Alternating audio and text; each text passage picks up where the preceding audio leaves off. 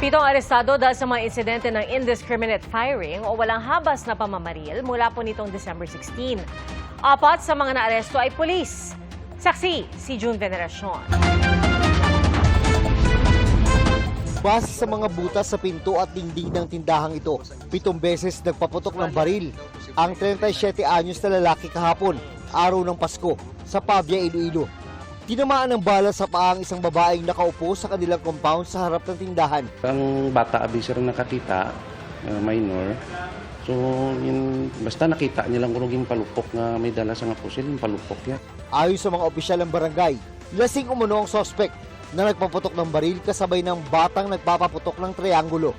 Walang dokumentong maipakita ang sospek na mahaharap sa reklamong reckless imprudence resulting in physical injury in relation to RA 10591 o Comprehensive Firearms and Ammunition Regulation Act.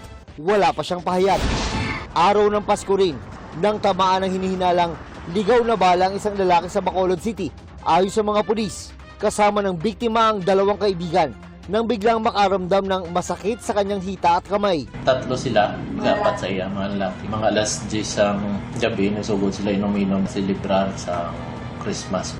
Sa tala ng Philippine National Police, 7 ang arestado dahil sa indiscriminate firing o walang habas sa pamamaril.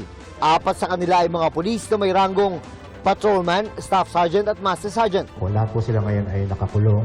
Sila po ay kakasuhan ng Republic Act number 11926. Ito po yung willful discharge of firearms. Kabilang sa inaresto ang 28 anyos sa patrolman na nakatalaga sa Maritime Group. Batay sa reklamo, kinumpronta ng sospek ang mga batang nagpapaputok sa Barangay San Valley sa Parañaque. Na-trauma umano ang mga batang edad 10, 12 at 15 nang walang habas na magpaputok ng baril ang pulis.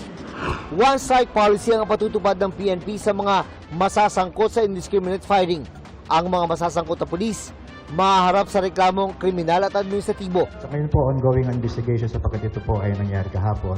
Ipapatupad po ni General Natates yung kung kanya pong sinabi na sa loob ng 36 hours kapag po ay hindi nabigyan ng solusyon, yung pong indiscriminate firing na tatamaan po yung mga commander, sila po ay marirelieve.